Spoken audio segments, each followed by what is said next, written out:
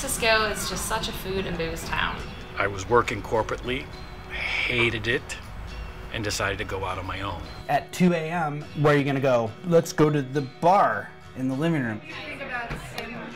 It's totally illegal. I don't sell really under my own name, and I only sell to friends. And when you're on your own, you gotta learn that discipline.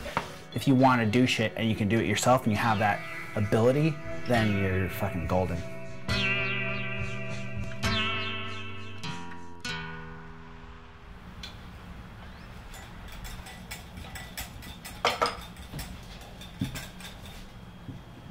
I started off in small, really tiny kitchens, like in Manhattan and New Orleans, and moved out to San Francisco, and I got very good reviews in really tiny, small restaurants, and then I just got bigger and bigger.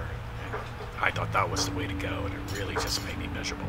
I was working corporately, hated it, and decided to go out on my own. It was hard at first. I had, for 30-something years, been involved in a restaurant or a culinary institution. And then when you're on your own, you gotta learn that discipline. It took some time to say, just fucking relax. Just relax and get it done. And everything since then has just worked my way.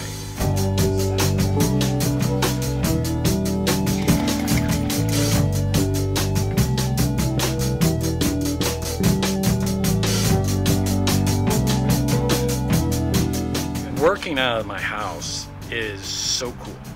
I'm cooking in flip-flops.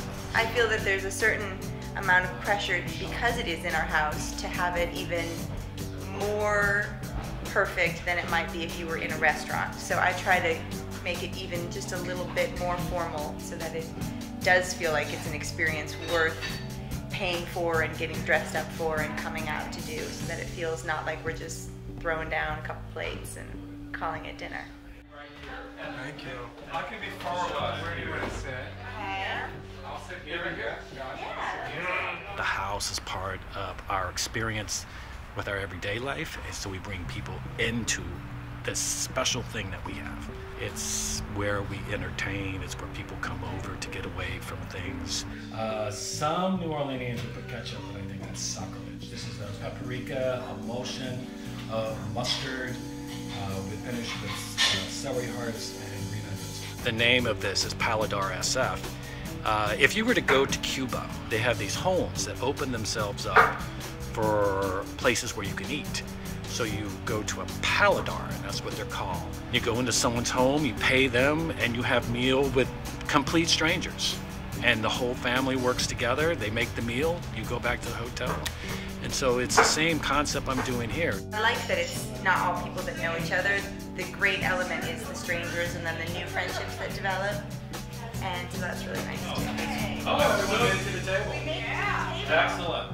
Now we have these strangers coming into our house, or friends of friends of friends, and it's great to see them come into this home that was so special and left to me by my brother Tim, who was a great guy and wanted someone to be here that entertained. So we're actually paying homage to Tim every time we have a dinner. People come in, they experience this, complete strangers talking. It's beautiful. It makes the house alive. It makes the house feel like, not like a cold restaurant. You are actually getting an experience that you can't get other places. Good food. When you look at doing something like this, you really just can't look at it like you looked at your job before. You got to look at it like, I'm going to change my life. What I do, how I spend money, and the time that I want to spend with my family, even the dog. I mean, I spend time with everyone now. I make my own pace. I do what we want to do. I help kids like Charlie.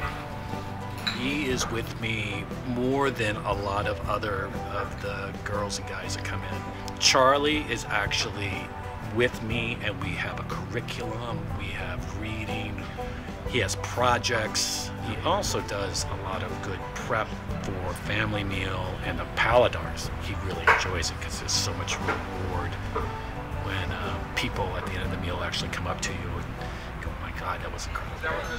It's brown mustard. Creamy brown mustard. The greatest challenge about doing any of this is being brave enough to do it. The Paladars are very easy. I've been cooking for 34, 35 years, however long it's been. That part's easy. I feel that when you see an opportunity, when that window of opportunity opens, you need to be brave enough to step through it. And you got to say, this is what I want to do. That's the hardest thing, is the bravery to step through those windows of opportunity. When we started letting this happen, everything just started to happen naturally. We weren't forcing anything. Just follow your life, follow your life's path. That's what this is really, really all about. It's just my family, Neely, my son, even the people I touch, like Charlie and Patrick and some of the other guys that are working with us. It's just what needs to happen. Every time I decide to have a Paladar, I can't even put the word out. It sells out. And it's by word of mouth. And people are like, well, when you're going to have another one? I go, well, I'm going to have one and it already sold out. So it's like we're trying to get ahead of it. We're really fortunate with the bounty and the abundance of all things which are available to us, which make this kind of thing possible. And it brings us all together. But let's not leave out, it's delicious. That's really kind of the important part. Yeah? Yeah, Isn't that true? completely. Yeah. I mean, come on, give me a break.